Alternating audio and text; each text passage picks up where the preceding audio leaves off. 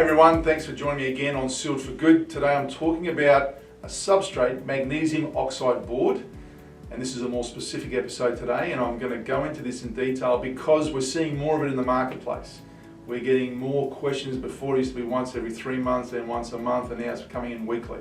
So it's obviously a substrate of choice for builders in the marketplace, and when builders choose a substrate, it means the waterproofer is challenged with knowing what to do with the waterproofing. Now, the number one thing, I don't know the different manufacturers of the magnesium oxide board. I know there's different boards coming from different parts of the world, and I believe there's also an Australian version. But I'm here to tell you that whoever the supplier is should have a data sheet. Now, we talk highly of companies like James Hardie with their Scion systems. The reason why I like the James Hardie system is because when I read their data sheet and their technical manuals, it's all spelt there. How you can waterproof, what you do with drainage, the finished floor levels, etc. Now, at the end of the day, wherever you are, whatever you are working on, if it's a magnesium oxide board, ask your builder who is the supplier and ask for the specifications. They're going to want to know. They should have that even for the fixing method. We have seen failures of magnesium oxide board, and it's not about the method and it's not about the product. It's about how it was actually installed, potentially not knowing, treating it like cement sheet when it may not behave like cement sheet.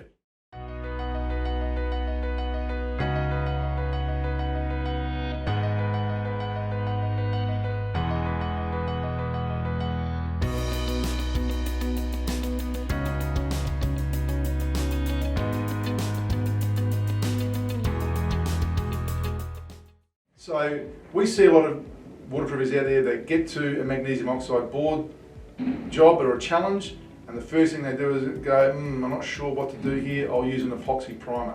So they get the Gripset E60 out or an equivalent product. Now, that might be good on many other substrates, but do you know what epoxy will do on magnesium oxide board? And hence we've seen different reactions with different primers and membranes on this sheet. So it's important to understand that. Now, if you're in a situation where you think, okay, I'm following the application, I've got a specification, they've said that it's got to be screwed in, it's screwed in, but I'm not 100% certain on the best process to waterproof over this board, then our recommendation is to look at systems like our Expressway Sheet, because it acts as a waterproof membrane, but more importantly, it has those decoupling properties. High strength, over 13 MPa, and more importantly, it gives you the waterproofing, tensile strength, and the ability that if there's any compromise of the substrate below the sheet, you are isolating that movement from the top finish. Now, that could potentially impact the tiles, depending on how they're fixed, but most importantly, it won't rupture the membrane. And that's the part that we really are here for, is to ensure that they're waterproof. But again, our preference always is to guide waterproofers and builders to ensure they've got a specification on any substrate they're putting in. It might be some great new technology. I mean, I remember when Scion first came to the market, a lot of people didn't like it. They were used to the old cement sheet and said nothing stuck to it, but because they didn't understand the product, they didn't refer to the details. Now, a lot of times it's the product of choice because of the way, if you actually understand the information and data, it's a really simple product to use, and you make the right selections of materials to go over the top.